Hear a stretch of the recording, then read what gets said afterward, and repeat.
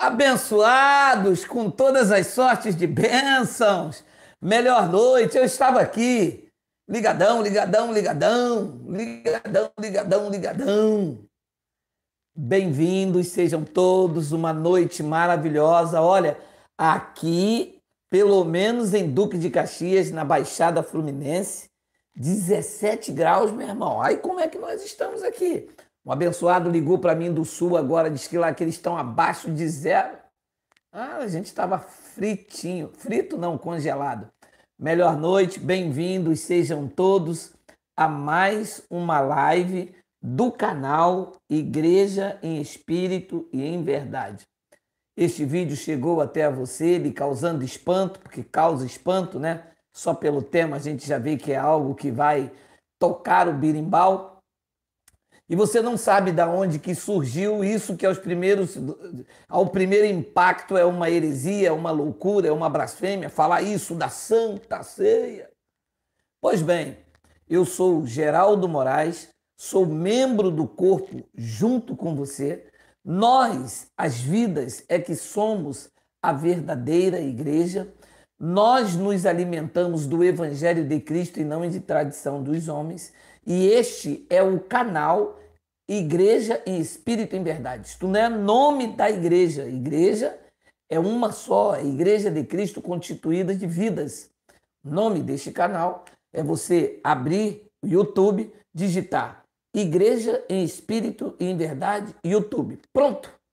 Você acessou um canal extremamente polêmico, com conteúdos variados de tudo aquilo que o sistema não te contou, mas nós temos coragem para lhe dizer, tá bom? Bem, o tema desta live é a maldição da Santa Ceia, que não é ceia, era a Páscoa judaica. Está aí rolando já aí. A maldição da Santa Ceia. Em primeiro lugar, eu quero dizer bem claro aos senhores que em nenhum momento da Bíblia Sagrada, Moisés, que recebeu da parte de Deus a instituição, a ordenança da Páscoa, não chamou ela de santa. Isto é uma invenção de Roma, numa tradução de João Ferreira de Almeida, que colocou em negrito a ceia do Senhor e que os pastores chamaram de santa. Não há nada de santa na ceia. É preciso entender também que ceia não é uma doutrina. Ceia, na Bíblia, era um jantar dos judeus. Era realizado às 6 horas, a partir de 6 horas, à sexta-feira.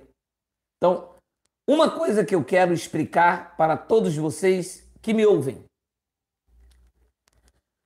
Todo o conceito bíblico de Gênesis a Apocalipse tem uma cultura judaico-cristã, um sincretismo da cultura babilônia, da Ciro-Fenícia, uma cultura grego-romana e uma mistura tanto da lei de Moisés como nos dias de Paulo. O evangelho, ele só pode ser vivido na sua essência após 70, quando o templo cai, os sacerdotes são destituídos e então Cristo, a manifestação do Filho do Homem que se deu em juízo, remove o primeiro pacto. Aquilo que era velho caducou e então se estabeleceu o novo. Constantino, quando viu que na terceira guerra judaica, que se deu com Simão Bacova, Constantino, anos após, institui o cristianismo como religião oficial, sendo o Papa o representante desta nova religião. A religião ditada as regras por Constantino perdura até hoje na Igreja Católica e na sua filha, a Igreja Evangélica. Então, nós temos um trabalho árduo de desmistificar tudo isto que está apresentado aí como vida cristã e, na verdade, não é. Toda a argumentação bíblica de Gênesis a Apocalipse apontava para o juízo de Deus. Enoque, um dos 7 que profetizou, já dizia: eis que eu vejo o Senhor com a sua miríades e ele vai julgar os ímpios. Ele foi transladado, tirado de um lugar para outro, que por causa desta sentença de juízo queriam matá-lo, e para não ver a morte, Enoque foi tirado de um lugar para outro. Transladado, não arrebatado, como a religião diz. Então, todo o livro chamado Bíblia, todo ele, Moisés, Mateus, Marcos, Lucas e João, Epístola de Paulo, tudo isto tem um conceito judaico. É por isso que quando Paulo adverte aos coríntios acerca da festa a mitraísmo, você sabe, os gregos tinham deuses que na verdade não eram. Então eles tinham lá o deus Mitra, eles tinham Apolo, tinham Zeus, tinha o deus Baco. Dentro desses deuses eles celebravam o mitraísmo, que era o que eles estavam fazendo naquela festa de comida e bebida. E Paulo os advertiu dizendo: vocês não têm casa para comer? Os pastores evangélicos pegam aquela passagem e pensam que Paulo está instituindo a ordenança da Santa Ceia, que não tem na Bíblia a palavra santa, e ceia quer dizer um jantar, assim como é a chamada ceia secular do Natal. Então, tudo o que está acontecendo dentro da Bíblia é uma cultura judaica cristã. Tem nada a ver com a Igreja de Cristo. A Igreja de Cristo pregou o apóstolo Paulo aos Colossenses. Ele rasgou o escrito de dívida que constava de mandamentos e ordenanças. E o que eles celebram aí como Santa Ceia, que é uma blasfêmia, porque dizer que um pedaço de pão é o corpo de Cristo e que um copo de suco é o sangue, é um insulto ao sangue de Cristo, como se um homem bebesse o sangue de Cristo, ou como se o homem pudesse comer o seu corpo. Que a igreja não sabe que o corpo, a chamada igreja não sabe que o corpo de Cristo somos nós, a igreja. Estudaram anos a fios, teologia, curso de bacharel, dizem que tem revelação do Espírito Santo, que fala em língua, em balabachúria, em xurelabá, e nunca que o Espírito Santo os ensinou o que nós vamos mostrar hoje. Então, quando Paulo aponta aquele texto que é repetido como um mantra na igreja, que isto gera uma idolatria, as pessoas ficam sem ir ao templo religioso o mês todo, mas eles não perdem a Santa Ceia. A santa que eles chamam de ceia, mas de santa não tem nada. É maldição. Eu vou explicar para vocês por quê. Eles levam aquilo ao presídio, levam os hospitais, mas tem que trazer o dízimo de volta, porque no dia desta maldição apresentada, isto é o dia de recolher as ofertas. Então, quando Paulo cita aquilo que eles estavam fazendo lá em Corinto, Paulo apresenta o verdadeiro sentido, porque eles estavam fazendo uma festa ágape, comemorando o mitraísmo, os ricos menosprezando os pobres, comidas e bebidas, e dizendo que aquilo era um banquete. Havia uma confusão de uma idolatria, porque Mitra era também celebrado como um Deus que havia nascido, segundo a tradição, nos mesmos dias que Jesus de Nazaré. Então eles diziam que aquilo era uma ceia, era um jantar, era uma festa, como os brasileiros fazem dia 25 de dezembro, era oferecido como ceia do Senhor. Paulo disse: isso que vocês estão fazendo não é a ceia. E aí todo o discurso que você conhece. Então Paulo apresenta no texto o que verdadeiramente era o significado que poderia passar pela mente de algum. E Paulo se reporta ao que aconteceu na noite em que Jesus foi traído. Lembre-se que quando Paulo diz: eu recebi o que vos entreguei, não estava dizendo que aquilo que Paulo iria relatar era para ser praticado como algo que Paulo recebeu. Haja visto que Paulo não recebeu nada daquilo que aconteceu na noite que Jesus foi traído. Primeiro, Paulo não estava presente naquela noite. Quem recebeu aquelas instruções foram os 12, porque Judas estava presente. Segundo lugar, Paulo sequer era convertido. Terceiro, as instruções de que Paulo recebeu não foi de Jesus de Nazaré, nem da noite em que ele foi traído.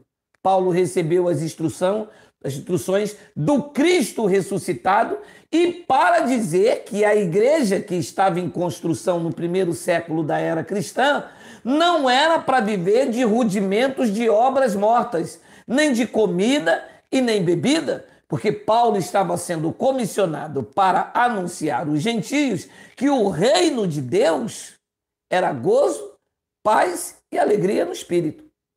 Então, olha o que Paulo relata lá em Corinto que estava acontecendo verdadeiramente.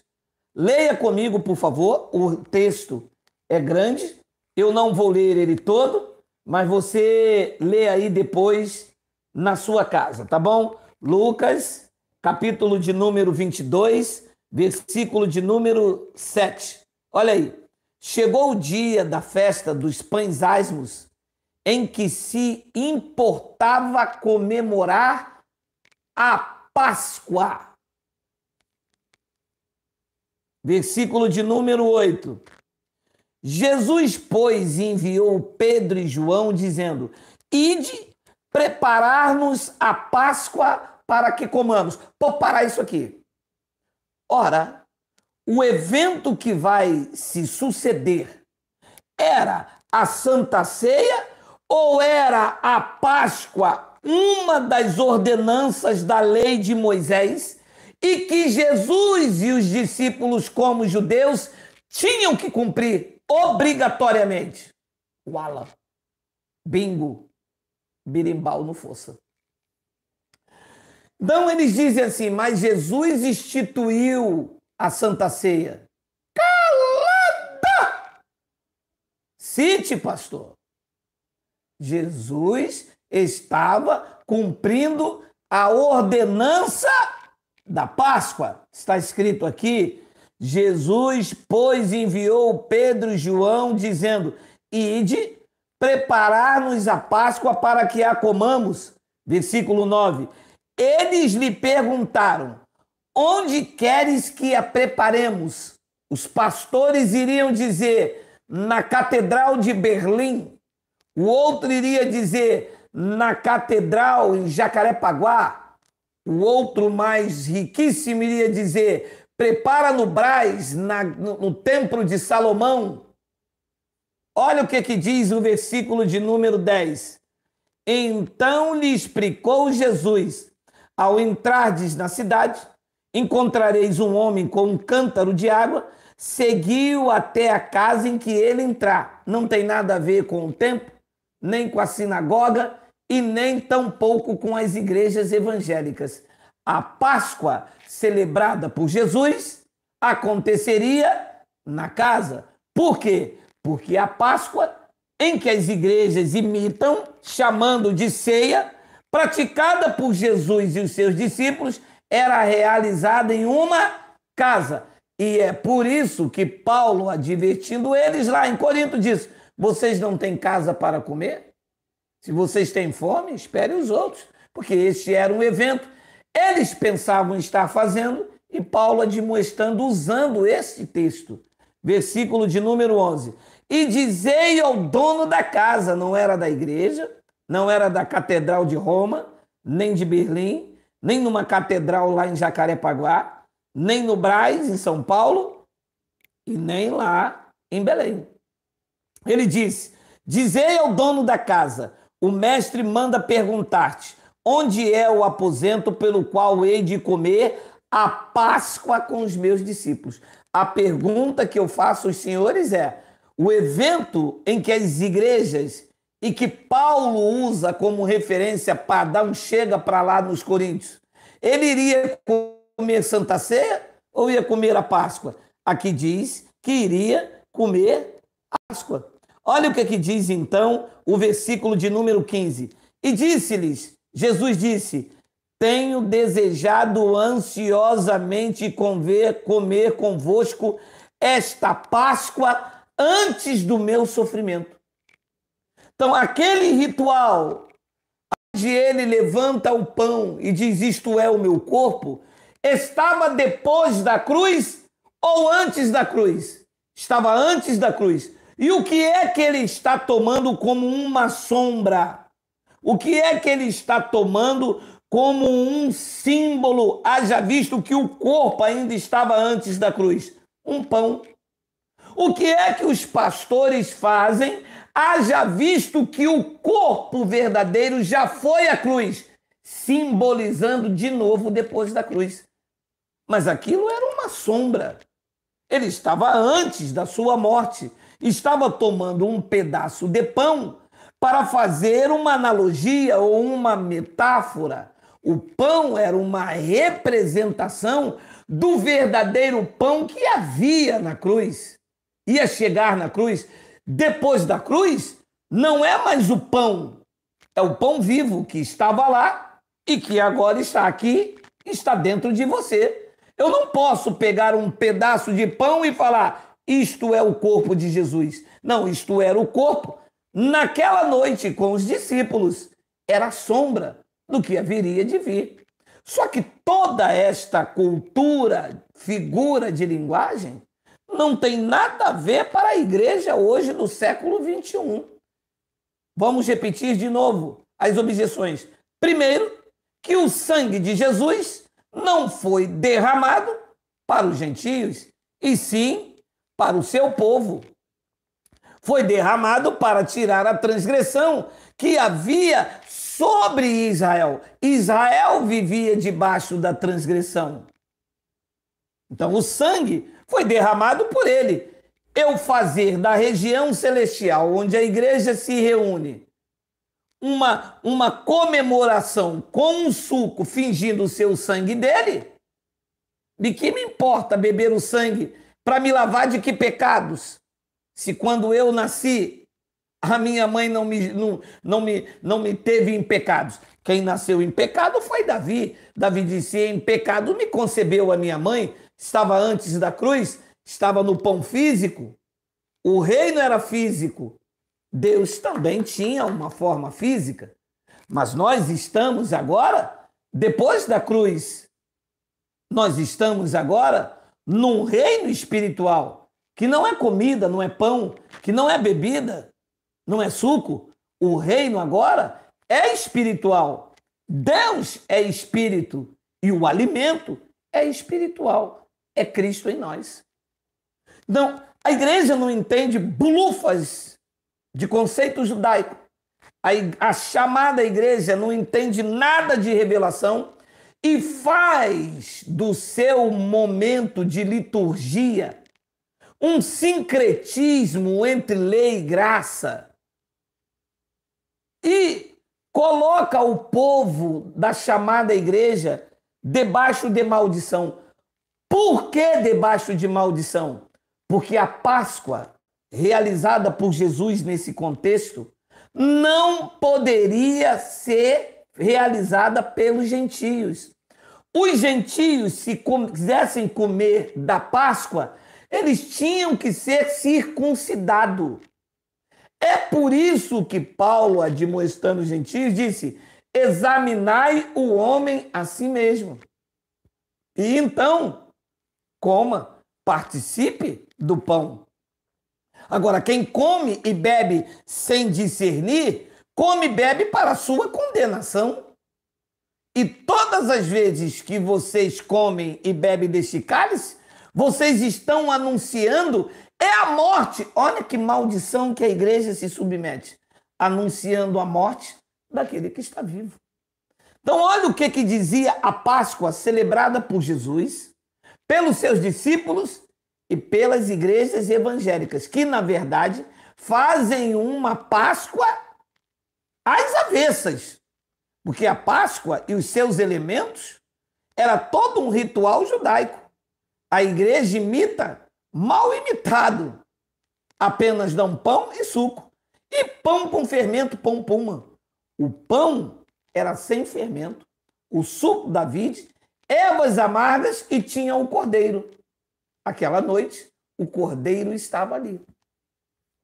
Então, olha o que dizia Êxodo, capítulo 12, versículo de número 43. Disse mais o Senhor a Moisés e Arão. Olha aí. Esta é a ordenança da Páscoa. Nenhum estrangeiro comerá dela, nenhum gentio. Ora, a Páscoa, a chamada Santa Ceia que Jesus fez, que Roma chamou de Santa Ceia, e a igreja abraçou, porque isso enche a igreja e traz rendimento. Segundo a ordenança da Páscoa, que Jesus, como judeu, tem que cumprir, ele e seus discípulos. O que está escrito aqui é o quê? Os gentios, os coríntios poderiam comer? Não. Os gálatas poderiam participar? Não. Você vê a igreja dos gálatas, em algum momento, Paulo celebrando Santa Ceia, que é Páscoa, que eles chamam a ceia? Você vê Paulo falar de Páscoa, chamada Santa Ceia, em Roma, em Éfeso, Tessalonicense, aos Hebreus, com Filemão.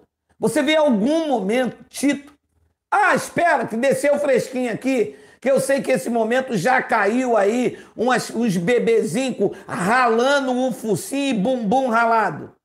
Mas eles partiam pão. Ei, cabra, bebê, menino, partir o pão era um hábito comum entre os judeus. Devido às viagens longas, este era o alimento mais comum. Os seus alforjes tinham 3, 4 broas de milho. Partir o pão era como dizer: sente, tenha comunhão comigo. Este era um hábito. Como você vier à minha casa, eu espero um dia você vir tomar um café comigo. Vamos lá em casa tomar um café. Vamos sair do assunto, não. Disse mais o Senhor a Moisés e Arão: esta é a ordenança da Páscoa, nenhum estrangeiro comerá dela, porém todo escravo comprado por dinheiro, depois de o teres circuncidado, comerá dela. Então, qualquer uma pessoa fora da genética judaica que quisesse participar da Páscoa, mesmo sendo comprado propriedade, ele tinha que ser circuncidado. Depois ele diz no versículo 45, o estrangeiro e o assalariado não comerá a Páscoa. Segura aqui. Você já ouviu dizer, principalmente nas igrejas evangélicas, que a Páscoa é a maior festa cristã? Segundo esse texto, isto é um engano, isto é uma mentira. Que segundo esse texto, a Páscoa era um evento para os judeus, deviam ser celebrado por eles, e que da cruz para cá, a Páscoa passou Cristo, o Cordeiro imolado, é a nossa Páscoa. Apesar de que a palavra Páscoa tem um outro sentido, que não é chocolate e nem esse ritual apresentado nas igrejas aí fora. Ora, se Deus disse que o estrangeiro, pessoas de outro país que não de Israel, não poderiam comer a Páscoa, por que é que se fazem cantata de Páscoa nas chamadas igrejas? Vou explicar. Porque eles não estão submetidos a Deus, falam de Deus, mas não obedecem a Deus. Querem viver a lei, mas não a praticam legitimamente. Fazem aquilo que lhe convém por torpe e ganância. Você vê aí igrejas suntuosas, ocas de conhecimento, fazendo cantada de Páscoa. Ora, cantata de Páscoa? Então são judeus, porque está escrito aqui, o cordeiro, diz o capítulo 12, versículo 46, o cordeiro, que na Páscoa, que eles chamam de ceia, o cordeiro há de ser comido numa só casa, não era nas igrejas, da sua carne não levareis fora da casa, nem quebrantareis ovo nenhum. Toda a congregação de Israel fará, não diz os gentios. Então, quando os gentios queriam praticar isto, Paulo os advertia. Paulo disse, eu já expliquei para vocês. Olha o que Paulo já havia dito, ó, 1 de Coríntios 5:7. Lançai fora o velho fermento, para que sejais nova massa, como sois de fato sem fermento, pois também Cristo, o nosso Cordeiro Pascal, foi imolado. Então eu não tenho mais como preparar uma mesa, a ceia, porque eu não tenho mais um cordeiro para apresentar. O cordeiro que havia para os gentios, para o povo, da cruz para cá, foi imolado. Se eu fizer algo dentro da igreja, celebrando o corpo, celebrando o sangue, eu estou então anunciando a morte, porque o cordeiro pascal, disse Paulo, já havia sido morto. A igreja caminha passos largos para uma vida de perdição, não a perdição da vida eterna, ninguém. O argumento aqui não é esse. A perdição é esta vida de impossibilidade de agradar a Deus, de estar submetido, de poder viver a verdade cristã, não a verdade de um cristianismo, de conhecer a Ial na sua essência, de viver esta pureza do evangelho sem estes rituais. E um abençoado me disse, mas Jesus não disse que se alguém não comer da sua carne e não beber do seu sangue? Disse a quem? E ele disse pão. Ele não disse foi a carne. Porque ele não disse se alguém comer do pão. Ele disse aos judeus naquela noite, assim vocês comam desse pão. Mas ele disse a Pedro, disse a Judas, disse aos demais 10, numa representatividade do que o seu corpo teria acontecido, seria esmagado, seria moído. Então os judeus estavam ali comendo aquele pão, que é o que iria acontecer, seria esmagado, triturado pelos romanos. Então, olha o que diz João, capítulo de número 29. Leia comigo aí, por favor, eu vou ler até o versículo 35. Respondeu-lhe Jesus, a obra de Deus é esta, que creiais naquele que por ele foi enviado. Está falando com os judeus, hein? Versículo de número 30. Então lhe disseram eles, que sinal fazes para que vejamos e creiamos em ti? Quais são os teus feitos? 31. Olha os judeus, hein? Nossos pais comeram um maná no deserto, como está escrito. Deu-lhes a comer o pão do céu. Olha lá o que diz o versículo 32. Replicou-lhe Jesus, em verdade vos digo, não foi Moisés quem vos deu o pão do céu. O verdadeiro pão do céu é meu Pai quem vos dá. Presta atenção no argumento, que a igreja nunca leu isso. Versículo de número 33. Porque o pão de Deus é o que o pastor oferece na igreja. Não. Como é que pode pegar um pacote de pão Pullman, cortar em cubinhos, um pão feito por alguém numa lascívia, numa impureza, e trazer para dentro da igreja e falar: esse é o pão que desce do céu, este é o corpo de Cristo. Não, aquilo é um pão Puma. Estou dizendo Puma, que é a marca que me vem na cabeça. Podia ser o pão mortadela, o pão refresco de Jiló. Não importa. Porque o pão de Deus é o que desce do céu e dá vida pelo mundo, ao mundo. Versículo de número 34. Então lhe disseram: Senhor, nos dá sempre desse pão. Versículo de número 35. Declarou-lhe, pois, Jesus: eu sou o pão da vida. O que vem em mim jamais terá fome, e o que crê em mim jamais terá sede. Então, quem era o pão nesse contexto, gente? É um pão que o pastor parte todas as primeiro domingo. Quem foi que disse que é o primeiro domingo? Aonde tem na Bíblia que tem que ser o primeiro domingo? Ah, tem no livro da ganância, artigo safadeza e picaretagem. Por quê? Geralmente no primeiro domingo, cai logo nos primeiros dias, as pessoas estão com dinheiro e a maldição fica abarrotada e o acharcamento é enorme. Então diz no versículo de número 48, e eu disse que o texto era grande depois de você ler, olha o que Jesus disse: eu sou o pão da vida. Então o pão era ele. Naquela noite com os discípulos, ele estava fazendo a sua última refeição da Páscoa. Ele disse, João 6,48, eu sou o pão da vida. Vossos pais comeram um maná no deserto e morreram. Este é o pão que desce do céu. Estava apontando para ele, não para um pedaço de pão dentro das igrejas. Este é o pão que desce do céu, para que todo que dele comer não pereça. Versículo de número 51, eu sou o pão vivo, que desce do céu. Se alguém dele comer, viverá eternamente. E o pão que eu darei pela vida do mundo...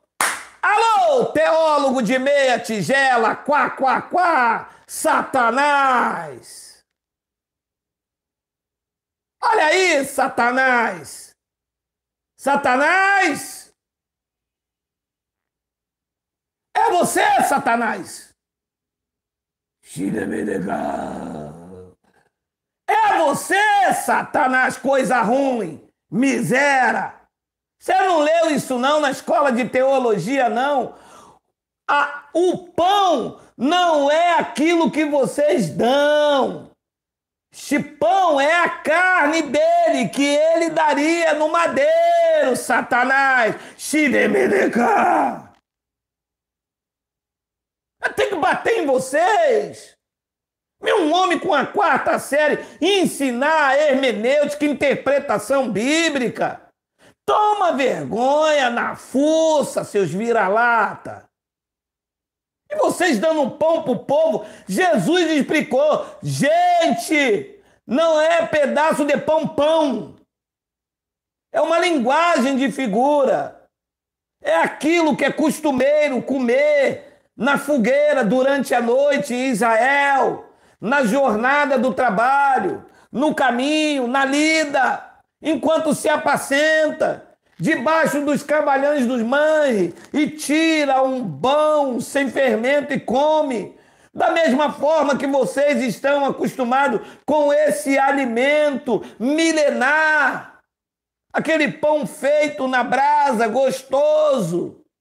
Assim eu, dizia Jesus, faço uma analogia do meu corpo como pão. Vocês gostam do pão fresco, gostosinho. Não tinha manteiga, mas era feito caseiro. Este pão... Eu sou o pão vivo. Não é um pão com fermento que vocês dão dentro da igreja. Tem nada a ver. Eu sou o pão vivo que desceu do céu. Será que ele era um pão suíço? Será que era como no meu tempo, no tempo das brilhantinas, em que quando eu passava assim, as pessoas diziam, Gerardo, você é um pão. Será que Jesus era um pão? Não. Eu sou o pão vivo que desceu do céu. Se alguém dele comer, viverá eternamente. E o pão que eu darei pela vida do mundo é a minha carne. Versículo de número 52. Disputavam, pois, os gentios. Disputavam, pois, os crentes do século 21. Disputavam, pois, os irmãos das igrejas no Brasil, na Ásia, na Colômbia, no Palmar, do Rabadá. Disputavam quem? Os judeus. Entre si dizendo, como pode este dar-nos a comer a sua própria carne? Versículo de número 53, respondeu-lhe Jesus, em verdade vos digo, que se não comerdes a carne do Filho do Homem e não beberdes o teu sangue, não tem de vida em vós mesmo. Para parar isso aqui. Os bonitos, que diz que tem o Espírito Santo, só se for o Espírito Santo não. Os bonitos que diz que Deus fala com eles. Os bonitos que são a voz de Deus pelo Brasil afora. Os bonitos que estudaram teologia pegam esta passagem e diz, se você não tomar a Santa Ceia, Jesus disse que quem não comer a carne não beber o teu sangue. Tá bom, pastor. E aonde está a carne e o sangue? Está aqui. Um pedaço de pão e um copo de suco. Isto é a carne, pastor? É como se fosse. Então a igreja de vocês é a igreja de Emília. É a igreja do faz de conta.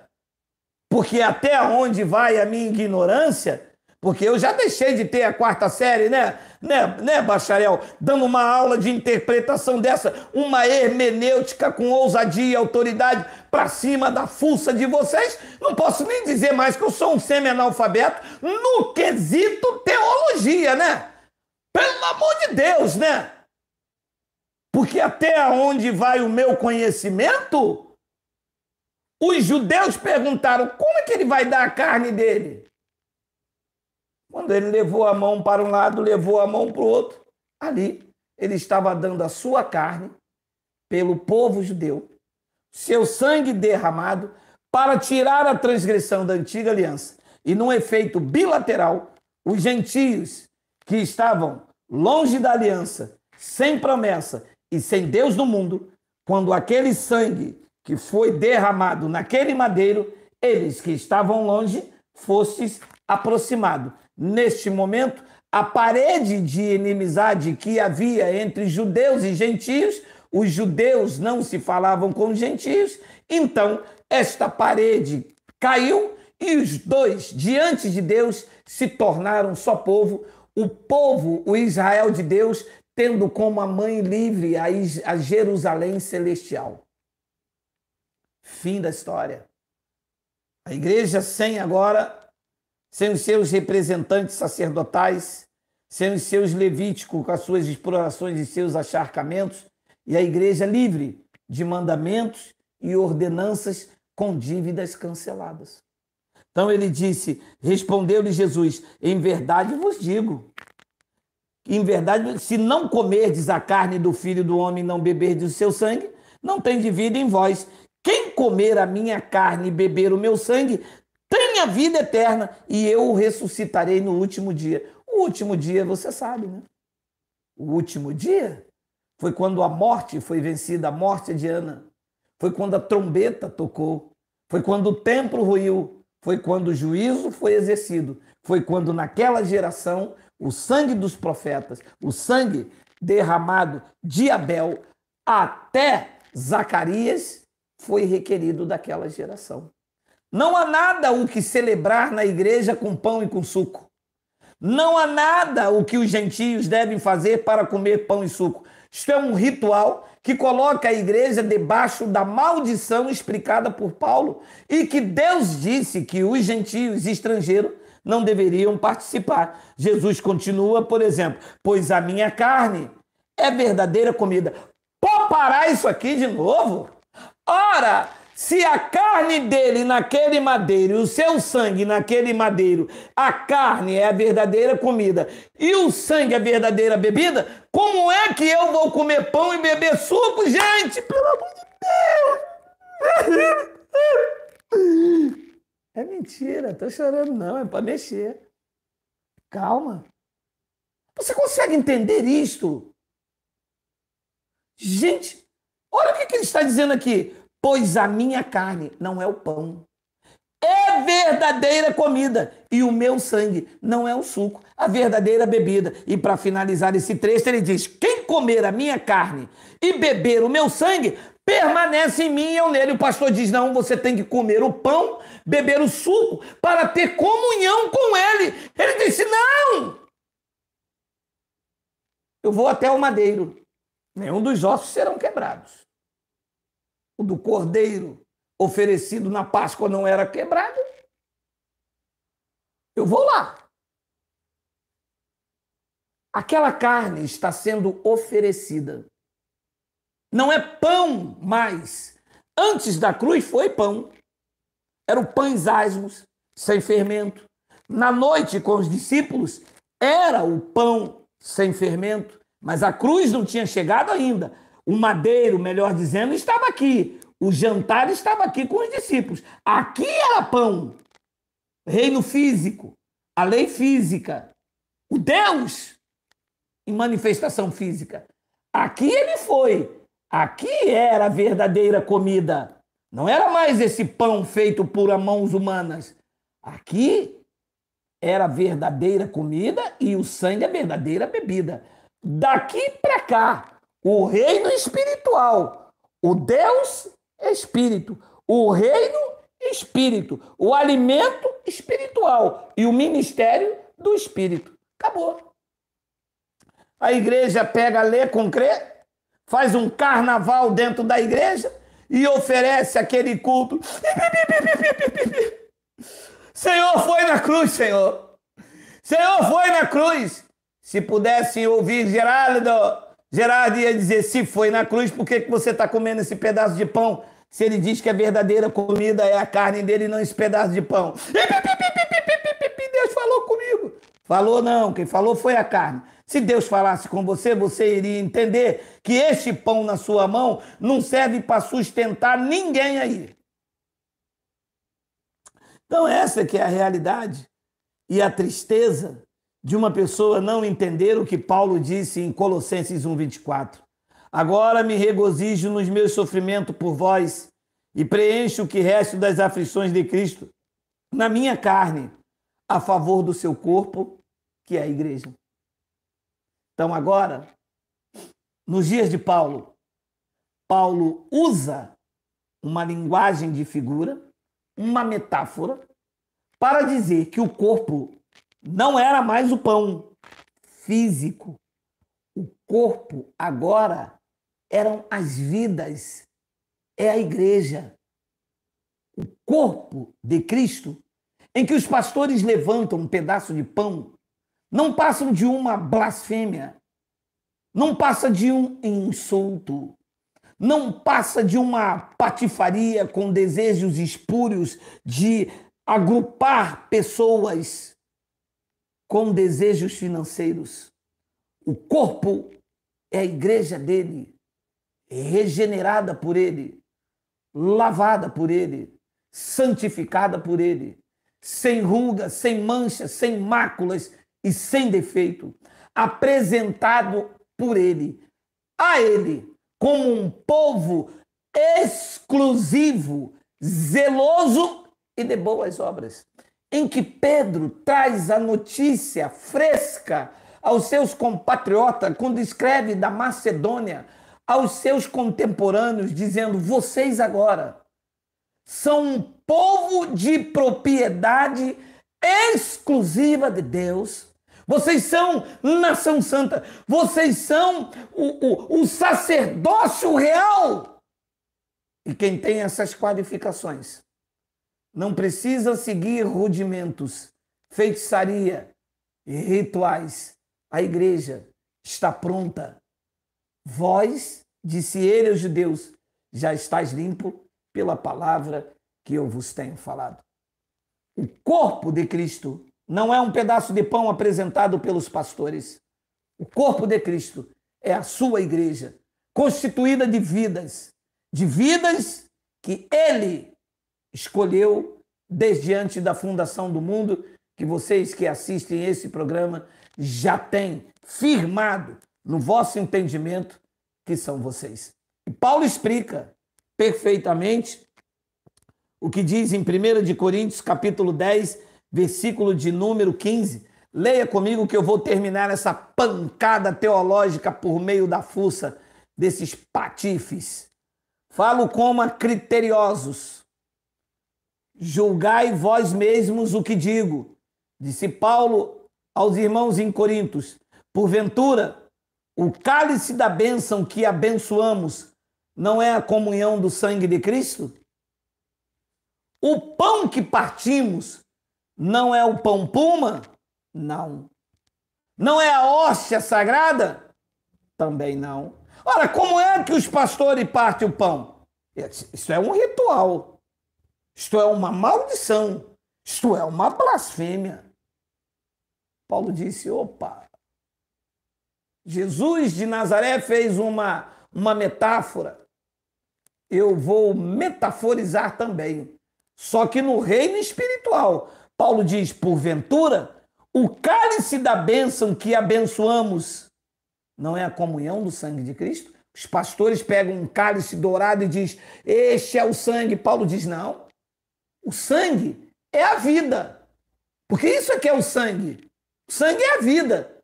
E nós vamos abençoar um cálice físico? Não. Se o sangue é a vida, então a vida é isto que nós temos aqui, esta comunhão maravilhosa e entender que ele é o cabeça e nós o seu corpo como igreja.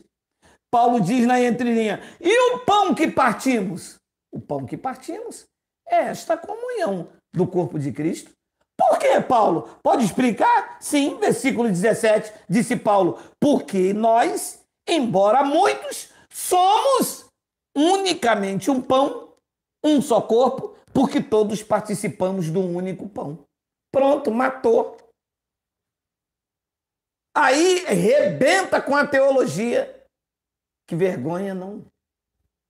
Não, mas eu ficaria vergonhoso. Um homem vir com a quarta série, mas desbancar essa teologia mentirosa de comida e bebida, de pão e de suco e de ritual, oferecendo uma comunhão que já foi conquistada por ele, oferecendo uma vida que ele já deu.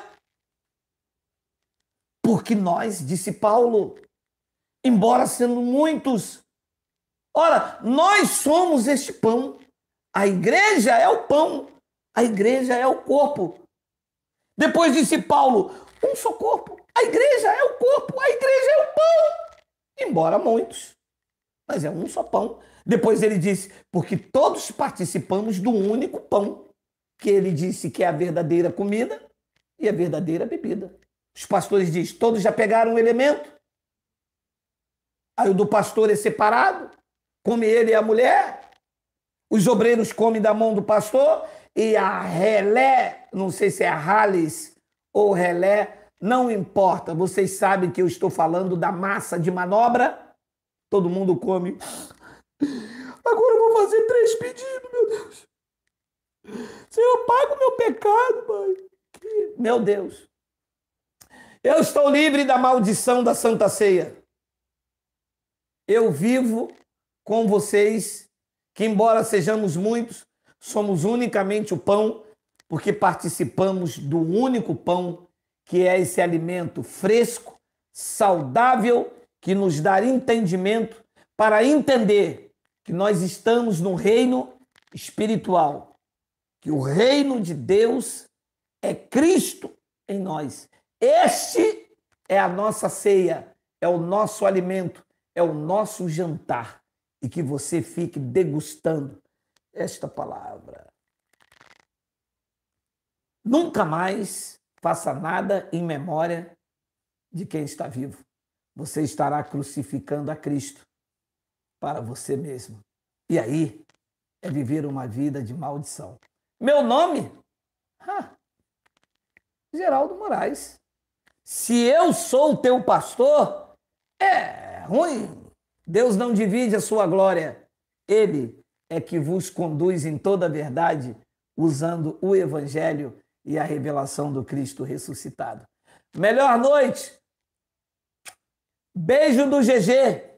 Até amanhã, com frio ou sem frio, meu irmão? Amanhã, 11h20. Oh, 5h40. 5h20. Oh, é tanto pão que eu fiquei até pãozado. Fui. Beijo. Tchau.